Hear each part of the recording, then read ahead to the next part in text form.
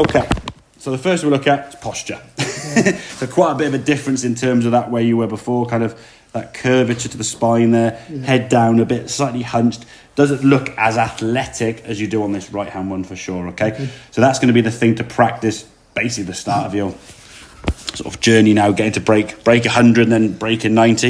If we can look more like that, we've got a fighting chance. The back will never be perfectly straight, so don't sort of try and push your pelvis up too high and sort of put your lower back under a lot of strain, okay? We see a lot of people, we call this sort of posture here kind of C posture because of what it looks like. We don't want to go into S posture, where you basically try to take your lower back and sort of go, well, yeah, I think if you're someone who's athletic and you're sporty and you keep yourself in good shape, you might look in the mirror and just keep trying more and more and more and more to try and get your back straight. The problem is it puts a lot of pressure on your lower back there, and if you're not careful, it's going to do you more damage than good, to be fair. So a nice neutral back. So from the shoulders there's a nice sort of straight line there with the spine angle with the club, roughly about 90 degrees there.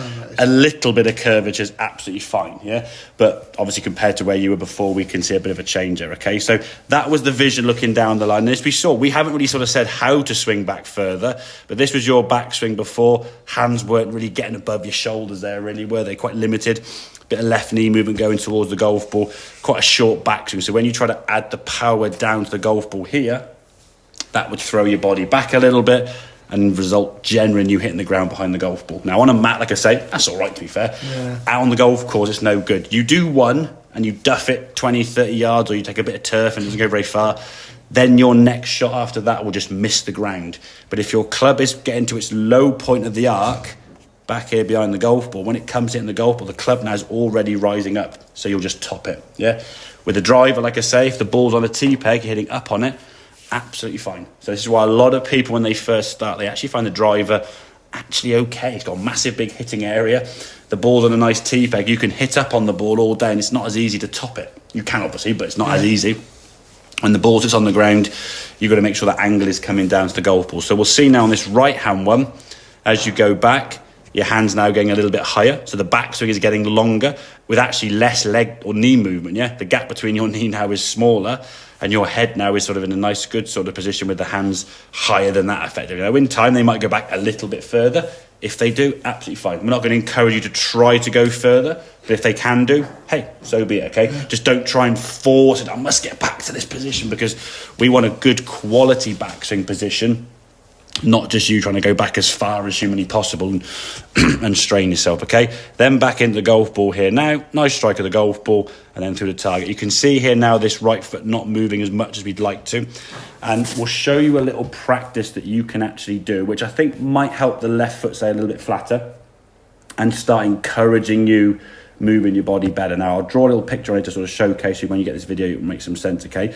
You can do this at home, and I actually encourage people, and joking aside, say do it twice a day for 2 minutes when you're brushing your teeth, yeah? Now, you don't need to have a club on your left foot here, okay? But when I first start, I'll put a club on my left foot here, like so, and all we do from here now is a little bit of a bump over to the left foot, so my left leg now is kind of over my foot, my right leg's turned in, and then just rotate to face the screen in this case. So just keep moving this way. Just get this motion done. Again, like I say, twice a day while brushing your teeth. You could do this to the point where it becomes natural. And we'll practice in a second to sort of show you that, but just to put it on the video to remind you, that's going to be the movement we're going to try and help you achieve. Now, to do that in time, your backswing, this is going to be looking at some of the swing thoughts now in terms of your backswing. We don't want to be moving off the ball away from target, because if you obviously swing a golf club and you move over here, you've got a long way to go back there. So it's trying to now move, staying kind of nice and centered over the ball. Then we can shift and we can move to that finished position. So this position here with the foot up on its toe. So based on this image here now, your top half there is fine. You can see your shoulders are fully rotated. We want to see the hips fully rotate, which at the moment your belt buckle is kind of aiming over here somewhere.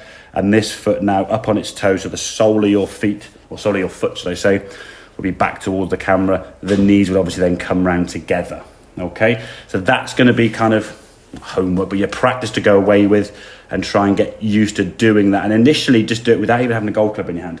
Just get the body used to doing that to the point where it becomes natural. So then when you start swinging a club, your focus can be on getting the arms to move up and down to strike the golf ball, the engine now is doing its job. Right. Okay, does that make sense there? Yeah. So it's a couple of things to sort of practice. I say joking, I do it at home with or brush your teeth. The more you get used to doing that, because physically we saw when you stood up perfectly straight, your range of motion is great. I think a lot of the range of motion for you previously was lost because of the hunch posture and a lot of grip pressure. You were so tense and tight and gripping with a rounded back. I mean, you're never going to move very far, in fairness. So the fact you're able to move a little bit more now, we can see when you come through. We've not said about your foot moving more, but it is moving more. Yeah. And in time, with a little bit of kind of like encouragement round the corner, we will get it going a little bit further. Okay? Does that all make sense then, Robert? Yeah. Great stuff. Okay.